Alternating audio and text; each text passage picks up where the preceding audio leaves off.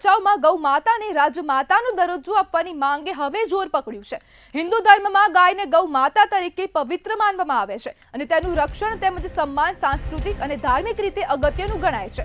આ માંગને લઈને સ્થાનિક સાધુ સંત સમાજ અને એકલધામના યોગી દેવનાથ બાપુએ આકરું વલણ અપનાવ્યું છે। ગૌ માતાને રાજમાતાનો દરજ્જો આપવાની માંગનો ઉદ્દેશ્ય ગાયના ધાર્મિક सांस्कृतिक और आर्थिक महत्व ने राज्य स्तर मान्यता आपवानो छे। गायने हिंदू धर्म में देवीનું સ્વરૂપ માનવામાં આવે છે અને તેના દૂધ ગૌમૂત્ર તથા ગૌમયનો ઉપયોગ આયુર્વેદ અને પરંપરાગત ઔષધોમાં થાય છે। ગૌ સંરક્ષણને પ્રોત્સાહન આપવા અને ગૌ હત્યા તેમજ તસ્કરી જેવી ગેરકાયદેસર પ્રવૃત્તિઓને રોકવા માટે આ દરજ્જો આપવાની માંગ કરવામાં આવી છે। એકલધામના યોગી દેવનાથ બાપુએ જણાવ્યું છે કે તેમણે આ માંગને લઈને જિલ્લા કક્ષાએ રજૂઆત કરી છે। તેમનું કહેવું છે કે ગૌ માતા એ માત્ર પશુ નથી પરંતુ તે ભારતીય સંસ્કૃતિનું પ્રતીક છે। તેમણે ચેતવણી આપી છે કે જો સરકાર આ માંગને ગંભીરતાથી નહીં લે તો સાધુ સંત સમાજ અનશન જેવા આંદોલનનો માર્ગ અપનાવશે। ભચાઉના સાધુ સંત સમાજે આજે માંગને સંપૂર્ણ સમર્થન આપ્યું છે। તેમનું માનવું છે કે ગૌ માતાને રાજમાતાનો દરજ્જો આપવાથી ગાયના સંરક્ષણ માટે કડક કાયદાઓ અને નીતિઓ ઘડવામાં આવશે। આ ઉપરાંત આ દરજ્જો ગૌપાલન અને ગૌશાળાઓને પ્રોત્સાહન આપશે જેનાથી ગ્રામીણ અર્થતંત્રને પણ ટેકો મળશે। આ મુદ્દે હજુ સુધી ગુજરાત સરકાર તરફથી કોઈ પણ પ્રકારનું સત્તાવાર પ્રતિસાદ આપવામાં આવ્યો નથી।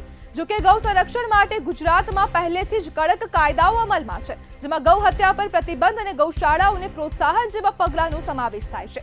રાજમાતાનો દરજ્જો આપવાની માંગ એક નવો રાજકીય અને સામાજિક મુદ્દો બની શકે છે।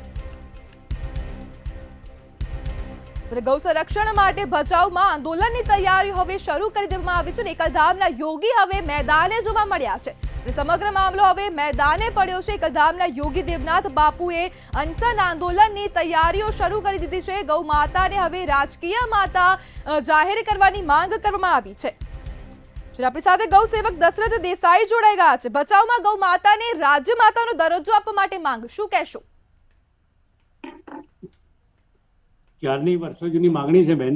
જી લગભગ 2018માં ઉત્તરાખંડ વિધાનસભામાં પણ આ બિલ પાસ થઈ ગયું હતું। જી વર્તમાન સરકાર મહત્તમ ભારતીય જનતા પાર્ટીની દેશના અનેક રાજ્યોમાં સત્તા ભોગવી રહી છે અને એમનું જે સાથી સંગઠન છે RSS એમનું પણ વર્તન વર્ષો જૂનું હતું। સ્વામી અવિમુક્તેશ્વરાનંદજીએ પણ લગભગ 24 કે 25 ફેબ્રુઆરી 2025ના દિવસે પણ તે દિલ્હીમાં બહુ મોટી રેલી સ્વરૂપે આહવાન કર્યું હતું। અમારી એટલે કે કૃષ્ણના વંશજોની માલધારીઓની વર્ષો જૂની માંગણી છે કે ગાય માતા તમામ રીતે સનાતન ધર્મમાં અને અન્ય રીતે પણ આપણા બહુ ઉપયોગી છે। મેડિકલી જોઈએ તો પણ એનું દૂધ ઉપયોગી છે, એનું છાણ ઉપયોગી છે, એનું મૂત્ર ઉપયોગી છે। સરકારને વારંવાર વિનંતી છે, સરકારને અમે કહીએ છીએ પણ સરકાર રાષ્ટ્રમાતા જાહેર કરે માટે મહારાષ્ટ્ર સરકાર એમની જ છે, ઉત્તરાખંડ સરકાર એમની જ છે। આપણી ગુજરાત સરકારની વાત કરી ખબર નહીં કેમ શું લે છે। અને ગુજરાત સરકાર જોડે તમારી વિશેષ ફરિયાદ એવી છે કે આખી દુનિયામાં કદાચ ગુજરાત સરકારે એક એવી જગ્યા ગાયનું પણ લાયસન્સ લેવામાં આવે છે। તો જે સ્વામીનાથ દેવનાથ બાપુએ માંગણી કરી છે એમના અમારું સમર્થન છે અને સરકારને પણ વિનંતી કરી છે કે તમે ગાયને રાષ્ટ્રમાતા જાહેર કરો। રાષ્ટ્રપિતા જાહેર કર્યા છે, બીજા મોર પશુ પંખીમાં પણ કર્યું છે। તો આટલી વર્ષો જૂની માંગણી છે। બહુમતી સંખ્યામાં હિન્દુઓ છે, 100 કરોડ એમની આસ્થાનું એક પ્રતીક ગાય છે। સરકારને કહીએ કે થોડું ધ્યાને લો। તમારા જ પક્ષના અનેક સાથી પક્ષો જોડાયેલા છે અને જેમ બને એમ જલ્દી સરકાર આ રાષ્ટ્રમાતા ગાયને જાહેર કરે એવી અમારી પ્રબળ માંગણી છે। જી દશરથભાઈ, આ મુદ્દાનો અંત ક્યારે? મુદ્દાનો અંત બેન કદાચ સરકાર એવું ઈચ્છે તો સર્વે કરાવી લે। આજે જેમ જોઈએ કે આપણે કોઈ એજન્સીનો સર્વે આવી કે માનનીય PM સાહેબ ઘણું એપ્રુવલ મળી ગયું તો દેશમાં સરકાર ઈચ્છે કે આ મુદ્દો કદાચ અમને એવું લાગે છે કે મત બેંકની લાલચ મોટી છે। જો 370 હટી જતી હોય, એના અમુક ક્લોઝ હટી શકતા હોય, બીજું બધું હટી જતું હોય તો પછી સરકારની ઈચ્છા જ નથી એવું કરે। આ સરકાર જોડે વધારે અપેક્ષા એવું છે કે એમને ક્યાંક ને ક્યાંક ગાયના પૂછડે એ લોકો દિલ્હી પહોંચ્યા છે। સૌથી વધુ માંગણી હતી રાષ્ટ્રીય સ્વયંસેવક સંઘ વારંવાર કહેતા હતા હમણાં બિહારમાં ચૂંટણી આવશે આપણે થોડા જ સમયમાં જોઈશું ગાયના પૂછડે આવી જશે। તો સરકારના અમારા હાથમાં તો છે નહીં। બહુમતી લોકો હિન્દુ ધર્મ સનાતન ધર્મની આસ્થા જોડાયેલી છે। એ ઈચ્છે તો જાહેર સર્વે કરે, ઓનલાઈન સર્વે કરે અને થોડી ગૌ માતા પ્રત્યે રાષ્ટ્રમાતા તો જાહેર કરે પણ થોડી જીવ દયા રાખે એ પણ અમારી માંગણી છે અને સરકારને ઈચ્છે જેમ બને એમ કરે। અમારી તમારી જોડે તો છે નહીં સમાધાન। મહત્તમ લોકો માગી રહ્યા છે એટલે સરકારના હાથમાં છે। ઈચ્છીએ કે સરકાર જેમ બને એમ જલ્દી કરે ને ખોટું આંદોલનને વેગ ના બને એવી વિનંતી સાથે માંગણી છે અમારી। દશરથભાઈ, ગૌ માતાને રાજમાતા જાહેર કરવામાં આવે તો તેનો ફાયદો શું? ફાયદો એ છે કે ગૌ માતા છે એ આપણે જેમ દેવોના દેવ મહાદેવ શ્રાવણ મહિનો ચાલુ થયો છે એમ શંકર ભગવાનની જટા પૂજાય છે, એમનું શિવલિંગ પૂજાય છે, એમનો કોઠીઓ પૂજાય છે, એમનો નાગ પૂજાય છે, બધું જ પૂજાય છે. એમ ગાય એક એવું પ્રાણી છે કે જેની તમામ વસ્તુ પૂજાય છે. જી તમામ વસ્તુ ઉપયોગી છે આપણને બધી જ રીતે. ગૌમૂત્ર છાણ થી માંડીને જે કહીએ એ ઉપરાંત આપણા કહેવાનો મતલબ એવો માંગણી એવી છે, એનું કારણ પાછળ એ છે કે બધી રીતે છે એનું થોડું જતન થાય તો થોડું ધ્યાન લેવામાં આવે.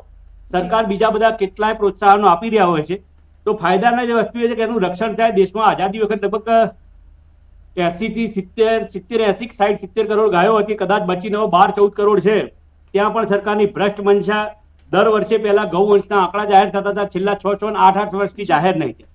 તો એની એ જીવાદોરી રે જેમ ચકલીઓ ગુમ થઈ ગઈ એમ કદાચ ગાય માતા પણ ગુમ ના થઈ જાય. અને ભારત કૃષિ પ્રધાન દેશ છે, ભારતનું બંધારણ પણ કહે છે, તો એ માટે ગાયનું જતન થાય. પહેલી માંગણી તો પહેલી ફાયદો તો મોટો આ રહ્યો છે.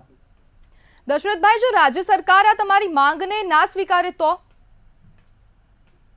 ગાય ગૌચર ને ગોવાળ અમારી વ્યક્તિગત થોડી વાત કરીએ તો અમારી ત્યાં ક્યારની છે, છેલ્લા 10 વર્ષથી સતત પજવણી છે. અમે ગાયોનું લાયસન્સ લીધું છે, અમે ગાયોને નોંધણી કરાઈ છે. એના સામે સરકારનો 100 પશુએ 40 એકર ગૌચરનો નિયમ છે એ પાળવો નથી. ના કરાય તો મામાનું ઘર કેટલાય. 2027 ની ચૂંટણી આવી રહી છે. અમે ભાજપ સરકારને કહીશું કે તમારી ભાજપ સરકાર ઉત્તરાખંડમાં આજથી લગભગ 5 ને 7 વર્ષ પહેલા બિલ વિધાનસભામાં પાસ કરી દેતી હોય, ગાયને રાષ્ટ્રમાતા નો ઠરાવ પાસ કરીને ત્યાં મોકલતી હોય, મહારાષ્ટ્ર સરકાર કરતી હોય, તો ગુજરાતના બે આપણા સપૂતો અત્યારે દિલ્હીમાં રાજ કરી રહ્યા છે. એમને પેટમાં શું દુખે છે જ ખબર નથી.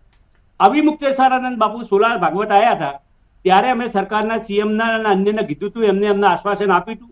પછી ખબર નહીં એમને શું દબાણ આવ્યું કે કોઈનો ચંદો આવ્યો કસૈયોનો, અમને ખબર નહીં. તે નામ લેતા જ નથી. એટલે અમે 27 ની ચૂંટણીમાં અમારી આ બહુ પ્રબળ માગણી રહેશે કે ગૌચરો ખુલ્લા કરો અને ગાયને રાષ્ટ્રમાતા અને રાજમાતા જાહેર કરો. જી દશરથભાઈ, જોડાવા બદલ આપનો આભાર. ભચાઉમાં ગૌ માતાની રાજમાતાનો દરજ્જો આપવા માટે હવે માંગ થઈ રહી છે અને સાધુ સંતો જે સમાજ છે તે હવે સરકારની સામે જોવા મળી રહ્યો છે અને ગૌ માતાને રાજ્ય માતા ઘોષિત કરવા માટે માંગ કરવામાં આવી રહી છે. જો સાધુ સંતોની માંગ નહીં સ્વીકારવામાં આવે તો સાધુ સંતો હવે અનશન જે આંદોલન છે તેની ચીમકી ઉચ્ચારી રહ્યા છે.